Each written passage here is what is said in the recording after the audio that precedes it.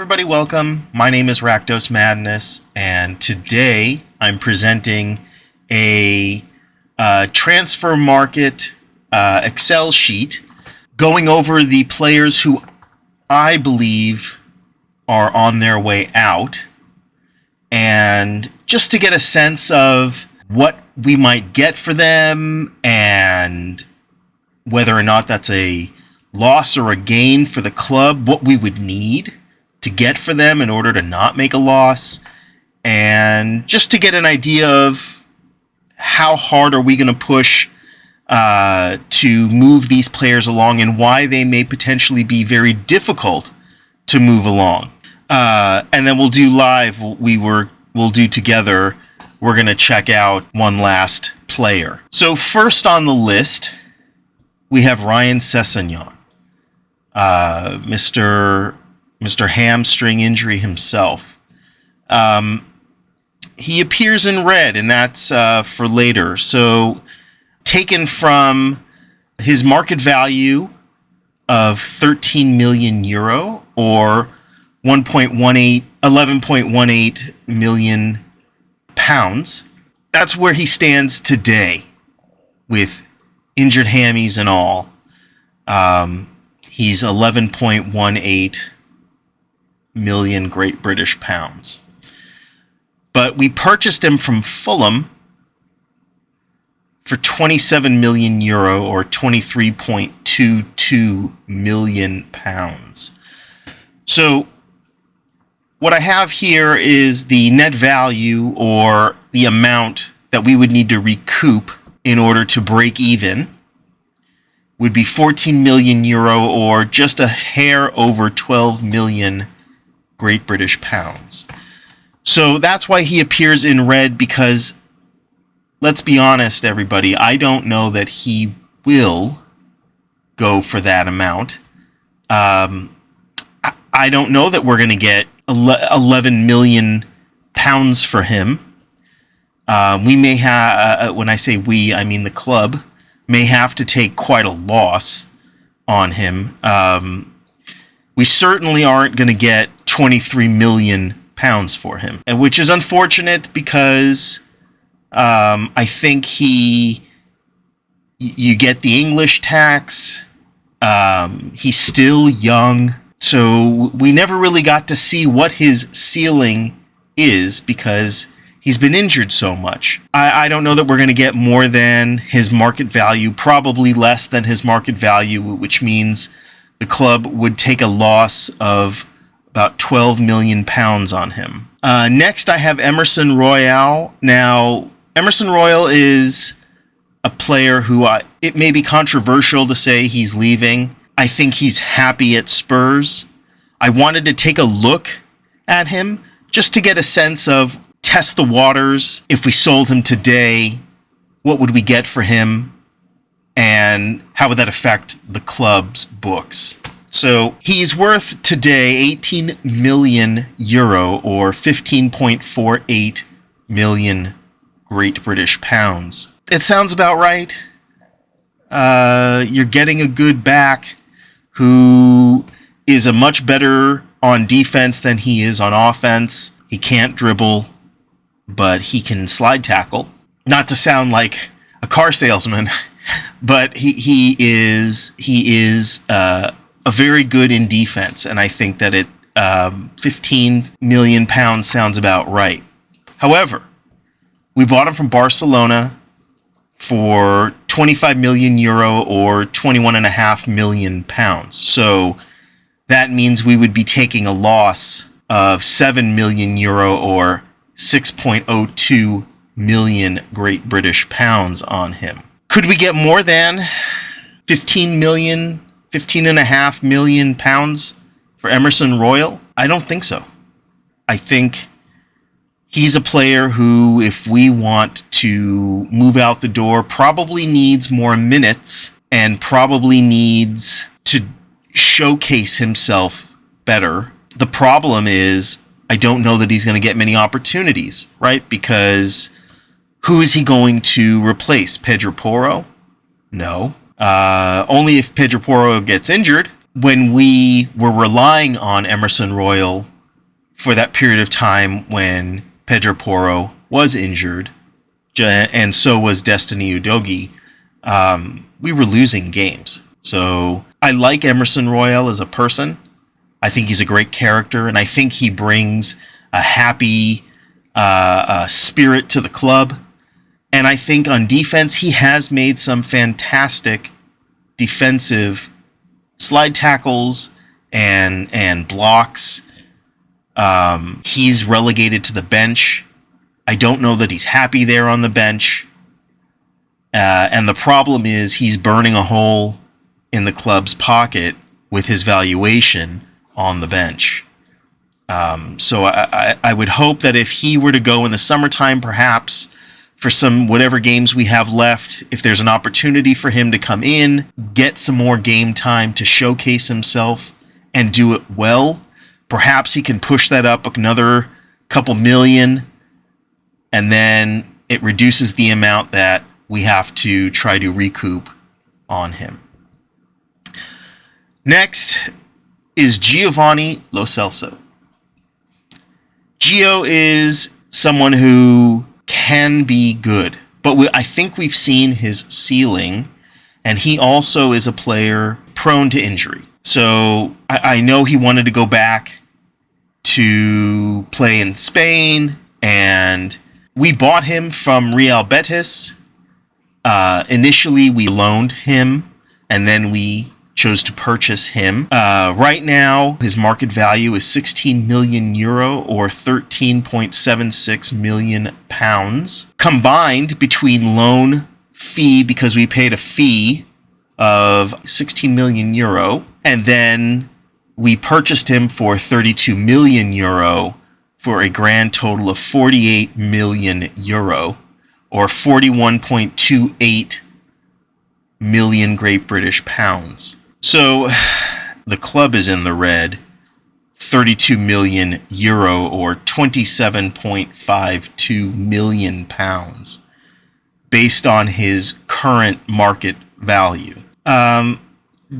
Do we see any team purchasing him for 41 million pounds? I don't think so. I think Gio Lo Celso is someone who the club is going to have to likely take a sizable loss on in order to make room on the roster. Just say, we tried, it was an investment.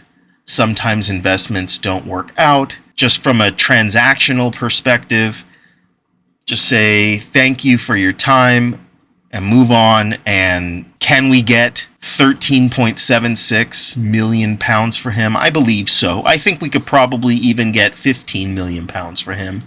That still doesn't do much to dent the 27.5 million pounds in the hole the club is as a result of his current market valuation. I also kind of want to point out that if we look at some of these players and you see all this red, I think this is why we're having such a difficult time moving these players on, because their market value is so diminished relative to what we purchased them for.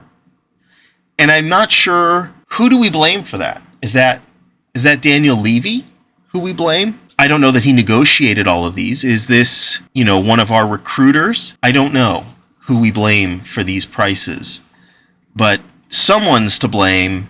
And when they made these purchases, I think they didn't do their homework enough, because there are so many players that the club is in the hole on, like Brian Hill. Brian Hill I really want to like Brian Hill, by the way. The problem with him is he needs to roid up, right? He needs to bulk up. I feel like he needed to do some training with the NFL and get him another 20 to 30 pounds of muscle, really get him pumped to do a job on that left wing, because he has the speed, he has the technical skills, but he gets knocked over like a reed in the wind. That has to change. And I think it's reflected in his overall value. So his current market value is also 16 million euro or 13.76 million Great British pounds. But he was purchased from Sevilla for 30 million euro or 25.8 million pounds. This, to me, was a real stinker of a deal. I don't know. I remember at the time when we purchased him, I hadn't really heard of him. I knew nothing about really with Sevilla, except that subsequently Lamela went there. Bryan Gil, I knew nothing about. And so I was surprised that we purchased him. You ever make those impulse purchases at the store? I feel like he was an impulse purchase. There wasn't a lot of talk about him. Suddenly, he was a Spurs. I think this was poorly thought out because we're in the hole over 12 million pounds. Now, it's easy to say we're going to move along the player, but we have to think transfer budget. And Bryan Gil is a anchor in that transfer budget, unfortunately. So do we think we can get anywhere near 25.8 million pounds for him? No, certainly not. I don't think we could even get 13.76 million pounds for him, and that's what he's supposedly worth on the market. So regardless, Bryan Gil is going to be difficult to move along. And I think we're going to struggle to recoup anywhere close to our investment into him. Oliver Skipp. Now, you see he's in yellow. If you haven't been watching Tottenham Hotspur, and I don't know why you wouldn't be, Oliver Skipp hasn't really even been in the lineup or on the bench. My guess is he is definitely on his way out. Does not fit. I just don't see him making his way into the lineup in any capacity. I think he did very well at Norwich when they were in the championship.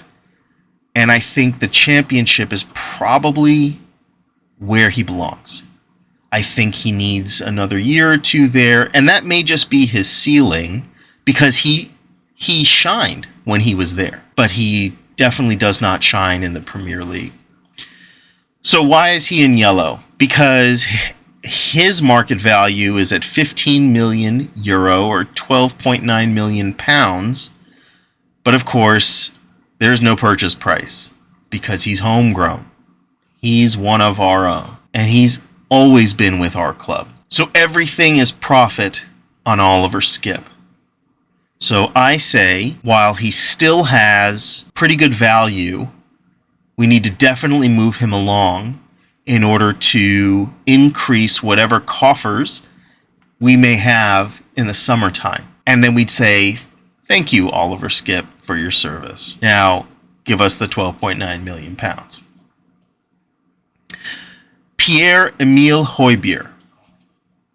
Now, I almost didn't put him on the list because, and I think if you watch the Spurs talk show, there was an episode Sean went over looking at the Wyscout tool. He put in various criteria and broke down the different players based on all kinds of things. And at the top of the list for midfielders turned out to be Pierre-Emile Højbjerg. So then the question was, do we sell him? Or do we already have what we need? And to be honest, I think we already have what we need. And I'm going to explain why I feel like we shouldn't sell him right now. Because I think he needs a little more time. He's currently worth 20 million euro or 17.2 million Great British pounds. He was purchased from Southampton, if you recall. He'd played under Pochettino, I believe, when he was at Southampton. He was purchased for 16.6 million euro or 14.276 million Great British pounds. So that leaves us in the black. Hooray! It's the only other time these players leave us in the black. And it is in the form of 3.4 million euro or 2.924 million pounds. So while selling him at his market value would net us some money, and I think we could probably get 20 million pounds for him, maybe even 25. I would say 30 is not possible, but maybe 25. I would ask, couldn't we find someone valued at a similar price to replace him and do at least as well as he would? And I think the answer is no. I think that what he brings outweighs his value to the club, maybe not necessarily his transfer market value. And I think it would take at least double 40 to 45 million pounds to replace him with a player who would do at least as well as he would do on the field. He brings creativity, he brings physicality, and I think overall we probably need to not sell Pierre-Emile Højbjerg. That's my opinion. However, the next player on the list, Jed Spence, I believe we do need to sell. Jed Spence was a player, I remember it was the will we, won't we, it's taking all summer long to get him, and we finally got him at the end. He is worth 8 million euro or 6.88 million pounds. He's had a couple of loan spells. I know now things are turned around for him, and I guess he's doing a bit better. I do not see him fitting into our squad in any capacity. The problem is we purchased him for 14.7 million euro or 12.642 million pounds from Middlesbrough. I don't see us getting 12.5 roughly million pounds for him. So if we go based off of his market value, we're looking at roughly 5.762 million pounds loss. And again, these losses, I believe, may not eat into the transfer market a 1-to-1 ratio, but I believe when it comes to coming up with a budget, they're going to look at things like how much they've lost as a result of having to sell off players who did not work out. They may keep the budget smaller to mitigate, because in another video, I'm going to go over this, by the way, the financials. In the financial statements, they talk about how the footballing activities of the club remain the primary focus. They're looking to diversify into non-footballing activities for their revenue. So stadium events, which includes the NFL, the rugby, the concerts, the go-karting, the catered events that you can have at the stadium, and then other things, because they're looking to expand outside of the footballing arena. I'm worried about what kind of transfer budget we're going to have overall, because we have so many players that we need to move on that I think that needs to happen very early and very quickly. And these players, man, I call them anchors because they're so difficult to pull up and move on. It's really difficult. Sergio Reguilon is the next on our list, and I have him again in red because I think this was a case of overvaluation and underperformance. Currently at Brentford on loan, he's worth 10 million euro or 8.6 million pounds, but he was purchased from Real Madrid for 30 million euro, or in today's 25.8 million pounds, which sees a loss of 20 million euro or 17.2 million pounds. That's a big number. That's almost, this number, the 17.2, is more than double his current market value. And And that's a problem. Because although I think Brentford might be interested in him, his loan is not a purchase option loan. His loan is just for the season, and then he comes back. But if they were in the market to buy him, I don't see them paying anywhere near £25.8 million for him. I don't see them paying £17.2 million for him with a market value of only 8.6. We may potentially, Levy might be able to do his magic that he does and move this up maybe £1.4 million to 10, but that's a push. And even then, at 10, we're still taking a bath on the investment. So how easy will it be to move him on? I don't think it's going to be super easy. You know, who's in the market for a guy who was starting and then now can't get in a look into a first team, although he's playing for Brentford. So, you know, they could not play him. They are playing him. They played Aston Villa today to a draw, a 3-3 draw, which is good for us. Now we are within 3 points of jumping them in the table to 4th. So Brentford did us a favor, I believe. I just don't see how we, as a club, do anything to overcome this value of Sergio Reguilon. We're just going to, similar to Giovanni Lo Celso, we're just going to take a bath on him. Next is Joe Rodon, who's been playing for Leeds on loan. I believe I heard this morning that he is their primary target. He is worth €6 million or 5.16 million pounds. We purchased him from Swansea for €12.1 million or 10.406 million pounds. Yeah, if he's Leeds number 1, can we get him for anywhere close to 10 million pounds?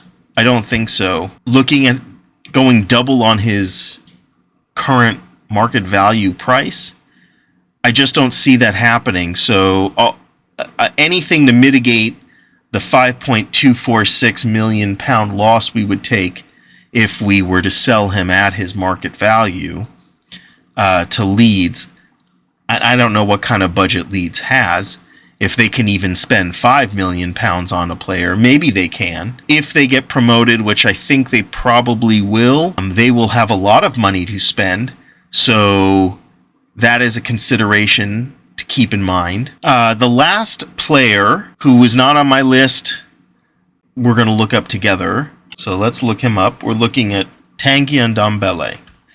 Now, I heard that he was offered to Galatasaray. I heard he was offered to Galatasaray for £5 million.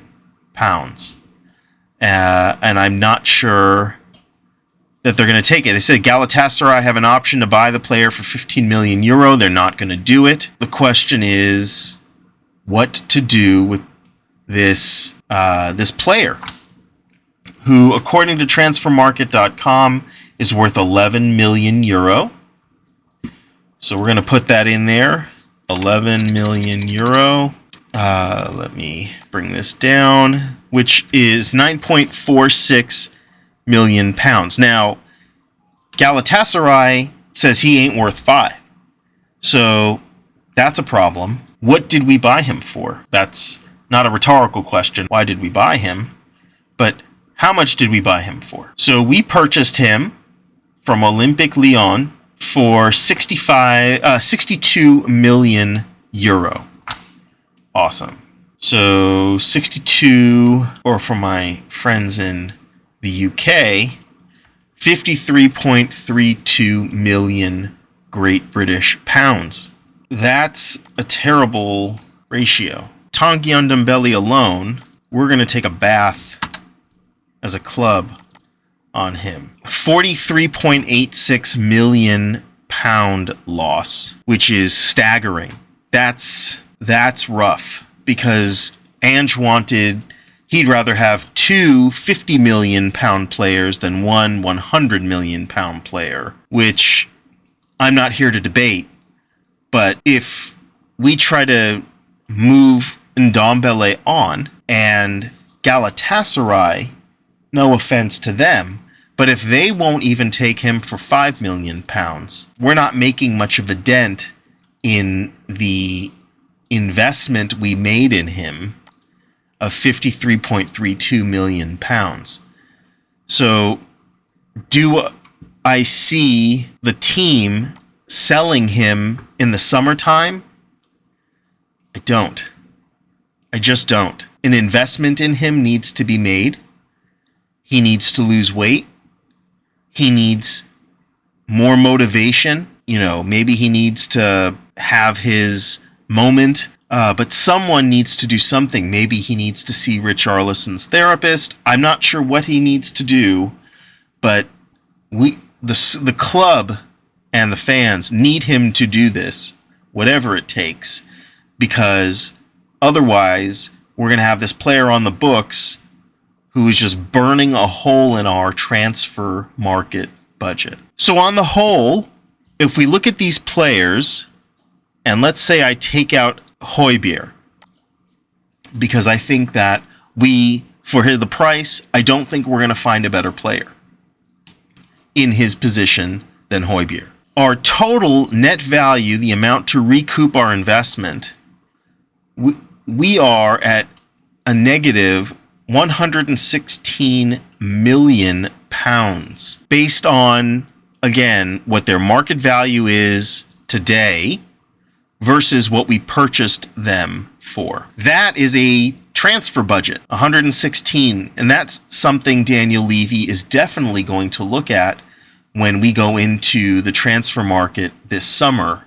He's going to look and see, wow, if we sell Ollie Skipp, and I'm able to sell all of these players at their market value, and that's all I can get for them, we have to take a roughly 117 million pound bath. And where's the rest of that money going to come from? If we want a higher transfer budget, does he raise ticket prices? Does he raise concession prices? It's got to come from somewhere.